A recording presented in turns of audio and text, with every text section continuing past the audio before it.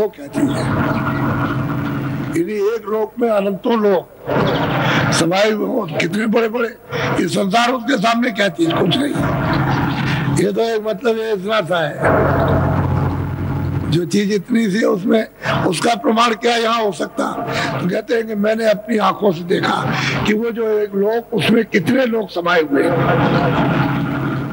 उसमें, और अद्भुत अद्भुत अलग अलग सब लोगों में रचना, अद्भुत अद्भुत दृश्य, अद्भुत अद्भुत तमाशे, अद्भुत अद्भुत लीलाएं जो कहने में नहीं आ सकती। वो क्या चीज है?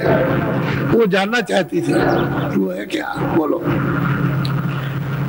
जो निज नैन रखी के जानी, मुक्ति भरे वहाँ। और कहते हैं कि स्वामी वहाँ मैंने क्या देखा कि मैं तो अपने निज नेत्र से, तीसरी आंख से, यानी दिव्य दृष्टि ज्ञान चक्षु से देख रही हूँ कि वहाँ न मालूम कितनी मुक्ति वहाँ पानी भरती है। कहते मैं वहाँ देखता हूँ। असली बात तो यह है कि लोग जानते ही नहीं कि महात्माओं के पास क्या होता है। अगर इसको समझ ले तो कितने जीव बेचारे पार चले जाते, जानते ही नहीं होते। तो संसार में फंसे हुए हैं, बस संसार ही समझते हैं, बर्बाद का नाम ही नहीं कुछ। असली चीज आए थे मनुष्य शरीर में इसी वस्तु को प्राप्त करने के लिए, लेकिन ये कौन देगा? जिसके पास होगी वही तो देगा, जिसके पास नहीं वो क्या आपको दे देगा? किताबों से तो कोई मिलने वाला नहीं है। किताबों में तो कोई मतलब ये कमाई नहीं। कमाई तो जिन लोगों ने की उन्होंने किताबें लिख दी, हमने तो कमाई की नहीं है, तो हम किताबों को क्या समझते हैं? किताबें पढ़ते हैं, पढ़ लिया सुना दिया, पढ़ लिया सुना दिया, कुछ देखा तो है नहीं उसमें कि भाई कुछ देखे अपने आंखों से, अपने नेत्र से देखे, अपनी दिमाग से, ज्ञान चक्षु से, तीसरे नेत्र से देखे। ये तो खुद देख रही है अपनी आंख से कि जो आपने मुझको जो नामदान दिया है उसकी नित्य प्रति कमाई की, और वो मेरी यानी दोनों आंखों के बीच में से खिड़की दिखाई दी, तीसरी आंख से, और उसमें से होकर निकली और फट फटक सिला पर और भी मतलब बहुत कुछ वर्णन किया है, वो तो पीछे छोड़ दिया।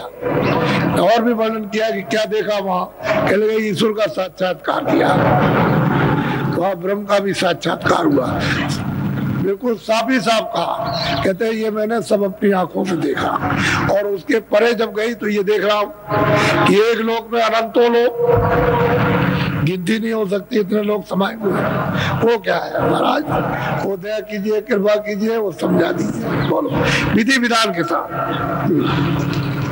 अस अस कहत राति गई बीती, मन पर तीत काल। अब ये बताइए कि अर्धरात में गई थी, थोड़ा सा तो विचार कीजिए कि सूरज निकल आया और दिन चढ़ गया और वार्तालाप चल रही है। वो अंदर की सब वार्तालाप यानी चल रही, अभी तो उसका बताने खत्म नहीं हुआ। वो क्या क्या बताएगी, वो वहाँ क्या क्या देखा उसने। एक स्त्री तन में रह करके वो सूरत जो सब कुछ देख रही है वो सिर्फ बता रही है, अभी जब सुनाएंगे वो तो बात की बात है, लेकिन अभी तो अपना और इतना समय निकल गया कि आधी रात की सूरज निकल आया और वार्तालाप हो रही है। वो सब बयान कर रही है कि इसको बताइए, इसको बताइए, वहाँ ये, वो इसको बताइए, यहाँ ये, इसको बताइए, सब मतलब पूछ रही है और सब खुल्लम खुल्ला जानना चाहती है कि उसका पूरा विधि विधान के साथ बता दीजिए। तो मन को पूरी प्रतीत, पूरा विश्वास 25 साल की 26 साल की अवस्था में दे दिया। कोई गोस्वामी जी महाराज की कोई बड़ी अवस्था तो थी नहीं, इन्होंने तो जवानी के शुरू में ही प्राप्त कर लिया और ये देना शुरू कर दिया। तो छोटा मोटा तो काम किया नहीं था, लेकिन अब ये है कि लोग संदेह में फंस गए, तो मतलब ये कि वो वक्त मतलब ये कि निकल गया हूँ, नहीं तो कितनी जीवात्माओं को पार कर देते हैं।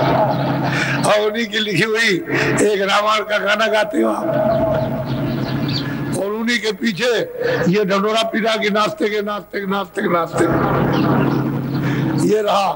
तो असली चीज ये है कि महात्माओं को कोई पहचान ही नहीं पाता, जानते ही नहीं है। वो तो बिरले से निकल आते हैं और वो पास में बैठ गए, दया हो गए, पहचान लिया, अपना काम करने में लगे रहते हैं कि वो आपको देखेंगे, आप क्या हो, कुछ नहीं हो।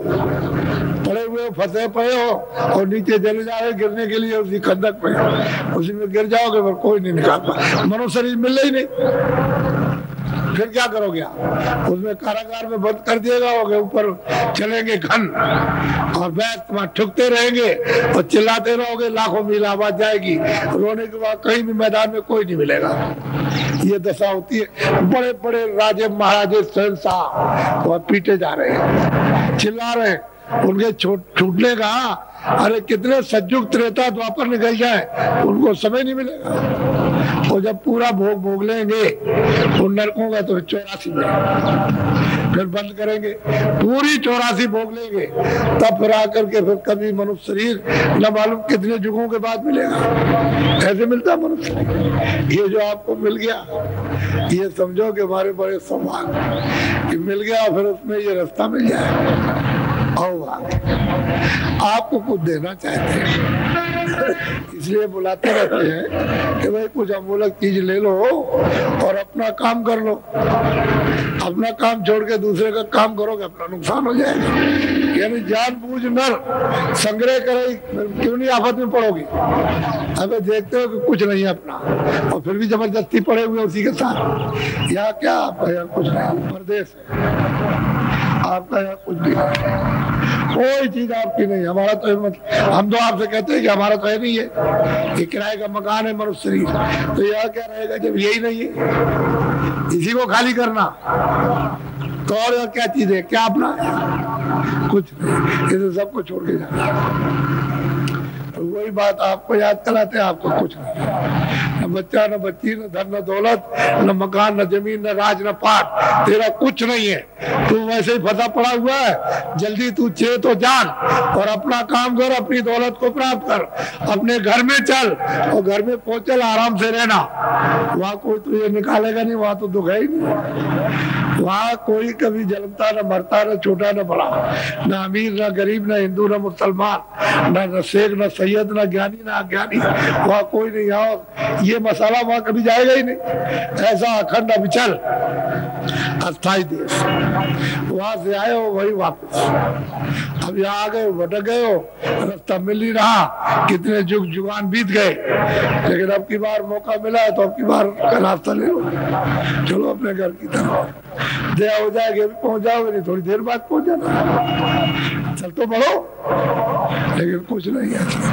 बड़ा अच्छा है समय, बड़ा सौभाग्य। बोलो करिया से चरण पखारी, आज्ञा लेकर भवन बहुत श्रद्धा पूर्ण समर्थन, यानी जिसको कहते हैं कि समापन, अपने को बिल्कुल समर्पण हो गए और उनसे प्रार्थना की, आज्ञा ली।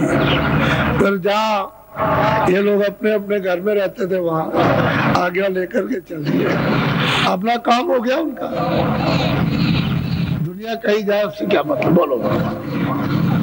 गई भवन के माही, तुलसी शब्द निरखत चले, उठे घोर घर माही, तामे निस दिन। भाई काम बन गया, आए थे मनुष्य रूपी मंदिर में, इसमें दरवाजा खुल गया और दरवाजा खोल करके अपने घर में निकल गई, अपना काम बन गया।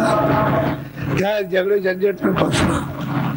बड़े सौभाग्य से जो अमूलक चीज मिलती है, ये जीवन का एक ऐसा सौदा है कि इसी की खोज करनी चाहिए और कहीं ना कहीं मिल जाएगा। कहीं ना कहीं तो दुकान इसकी होगी, लेकिन जब आप उसकी इच्छा करोगे तब मिलेगी।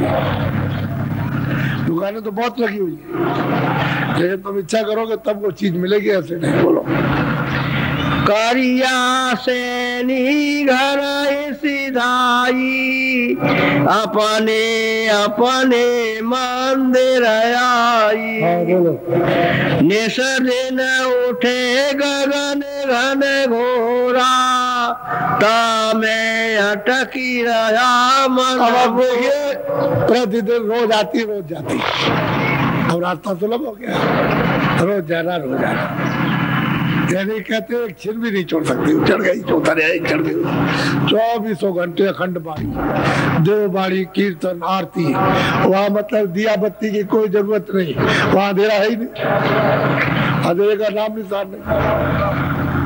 आँख खोले रहो तो देखते रहो, आँख बंद रखो तो देखो, मतलब अंधेरे का नाम ही नहीं। और तो जब अंदर की आँख खुल जाती है तो उजाला अंधेरा क्या चीज है, तो उजाला हो गया बाहर भी और अंदर भी। ये तो बाहर की आंखों के लिए अंधेरा उजाला है, जब रात हो गई दिन हो गई दो आंखों के लिए, दिव्य आंख के लिए क्या अंधेरा, तो उजाले में चली गई। तो कहते हैं रोज जाती चढ़ गई नाम को पकड़ के, चढ़ गई उतर आई, चढ़ गई उतर आई, रोज घन घन घोरा। कहते हैं आकाश में घरा घोर बचा हुआ, तरह तरह की बाड़ियां, देव बाड़ियां, आकाश बाड़ियां, ब्रह्म बाड़ी, कलमा आए थे, तरह तरह की उतर रही है और आ रही और जा रही, सुन रही। कहते हैं अब तो मतलब ये है निकल गई पार। बोलो जी कर्मा धर्मा रहे पुण्य ढोई, मोरा भाई उठी पहुँचे। ये लोग भी पहुंचे, कर्मा धर्मा ब्राह्मण थे, ये भी वहां पहुंचे, इनको भी रास्ता मिल गया था, तो ये भी कुछ सुनाने के लिए पहुंचे। इसके बाद ये भी बैठे रहे कि भाई इसकी बात जब संपन्न होगी, पता चला कि दो देवियां बात कर रही हैं और वो अपना अपना बता रही हैं सब कुछ, तो ये चुपचाप बैठे रहे। सुबह पहुंचे आप, वो उधर से गई, ये लोग हाजिर हो गए। अरे गुरु जी मेरी भी कुछ सुन लीजिए, मैं भी कुछ अर्जी करने आया हूँ। ये भी वहाँ पहुंचे बेचारे। बोलो जैसे खटकी उठी ढाए, तीनों मेरे तुलसी। तब तक उधर से एक शेख तकी मुसलमान थे, मजिस्ट्रेट। उस जमाने में जब अकबर बादशाह का राज था तो काशी में मतलब ये कचहरी में न्याय करते थे। ये भी वहाँ पहुँच गए, इनको भी मिल गया रास्ता, ये भी पहुँच गए। तीनों बैठ गए उनके पास, कह लगे महाराज मेरी भी सुन लीजिए, हजूर मेरी भी सुनिए, खुदा मेरी, इन्हीं को खुदा कहते हैं, खुदा मेरी सुन लीजिए, आप ही तो सब कुछ हो, रसूल हो, अल्लाह आप ही हो, आप ही करता था। उन्हीं को कह रहे हैं कि मेरी भी कुछ अर्जी सुन लीजिए। अब वो अपनी अपनी कुछ लेकर के गए, कुछ सुनाना चाहते हैं। बोलो बैठे वेद भाव सब चीरा, तीनों बात अपनी। अब बैठ करके गोस्वामी जी महाराज ने उनकी बात को सब मतलब ये सुना समझा। तो ये कहना चाहते हैं महाराज जो आपने रास्ता दिया था उसकी हमने रोज हर रोज दर रोज हमने कमाई की है, तो उससे हमने क्या प्राप्त किया वो हम सुनाने आए। बोलो निर्वाण पार एक द्वारा, निरखा फटक सिला के। मैंने अपनी आंख बंद की, बाहर की जो शरीर की दोनों आंखें हैं वो बंद की, तो अंदर में उस रूह की, उस सूरत की आंख खुल गई। तो हम देखते हैं इधर सामने, कहते हैं कि एक चौड़ा फाटक है और उसमें से जब सूरज चली जा रही है तो देखती है कि फट एक मैदान, यानी उसी को फटक सिला कहते हैं, बहुत बड़ा मैदान है। और मैदान कहो, फटक सिला कहो या कुछ कहो, वो तो देखने से मालूम होता है, अभी बताने की बात नहीं है। तो कहते हैं कि मैंने जाकर के उसको जब देखा वहाँ, और खड़ी हो गई सूरत ऐसे करके देखती है। अब वो अपनी अपनी बात कह रहे हैं, क्योंकि ये अपनी कहेंगे वो अपनी कहेंगे, वो अपनी कहेंगे वो अपना बताएंगे, सब अपना अपना कहेंगे जो। बोलो सो निर्बाल पार एक द्वारा, निरखा फटक सिला के पार। पद है सैदल कमल, वहाँ निरंजन भगवान विराजमान बैठे हुए हैं, वो मुसलमानों के खुदा है, हिंदुओं के ईश्वर है। कह लगे मैंने उनको देखा, ये कहते हैं मैंने उनको देखा, और गोस्वामी जी महाराज कहते हैं कि मुंदे नैन त्रिशत में भयो पुन चितवत कौशलपुर गए मोह विलोक राम मुस्काई। कहते हैं सैदल कमल में राम का साक्षात्कार हुआ, मैंने उनको देखा अपनी आंख, वो हंस पड़े, प्रसन्न हो गए तो रास्ता उन्होंने दे दिया। जब मैं उस पार गया तो उधर माज सुन अंदर जराया। कहते हैं मैं तमाम मतलब अंड की रचना तमाम तरह की उधर माज सुन अंडा जराया और देखो वो ब्रह्मांड रखा है, बहुत तरह तरह के ब्रह्मांडों को देखना। असल में वही बात ये कह रहे हैं कि मैं वहां गया और जाना सबको उसी रास्ते से, वो तो जो जाएगा रास्ते से वो सब बताएंगे, जो जो चीज बताएंगे, और बीच में जो आएगा उसको ये क्या करेंगे बता करके। इतना गाना थोड़ी गाया जाता है, वो तो बहुत लंबा चौड़ा दृश्य है, तो सब थोड़ी खास खास चीज जो जरूरी इशारे वो बताने की जरूरत है, तो उससे समझ जाते हैं कि हाँ ठीक है ये।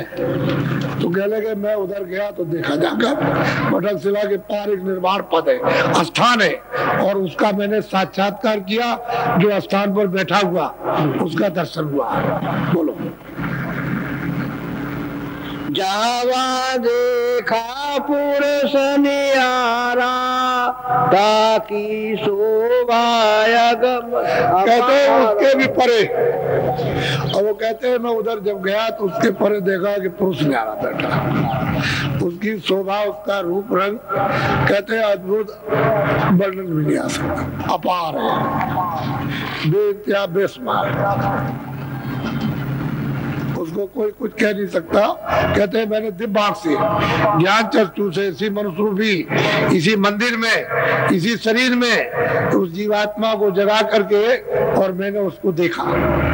अरे भाई कलयुग की बात करता हूँ, ये मैं कोई आपको स्वप्न संयुग का नहीं सुना रहा हूँ, त्रेता का और द्वापर का नहीं, ये तो 1589 में इनका जन्म हुआ था, और मतलब ये इसके बाद की बात 25-26 साल बाद ये बात आपको सुना रहा हूँ। इसी कलयुग की अभी कितने दिन हुए हैं, अभी तो कोई ज्यादा दिन नहीं हुए, और उनकी बात सुना रहा हूँ जो इनके पास गए, जिन्होंने प्राप्त किया इनसे, तो इनकी दया हो गई, कृपा हो गई इनसे। तो जो जो जाएगा और जो जो जिसको मिलेगा वो गाना तो जरूर गाएगा, वो बगैर उसके तो काम हो नहीं सकता। और कैसी भक्ति अगर पीछे सुनाई जाए तो आपको तो ये पता ही नहीं चलेगा कि मैं तो ये कर ही नहीं सकता हूँ। आप तो ये कहोगे मुझसे तो हो ही नहीं सकती, तो आप तो नहीं हो सकती, तो वो भी तो कलयुग में थे, जब उनसे हो गई तो आप तो भी हो जाएगी।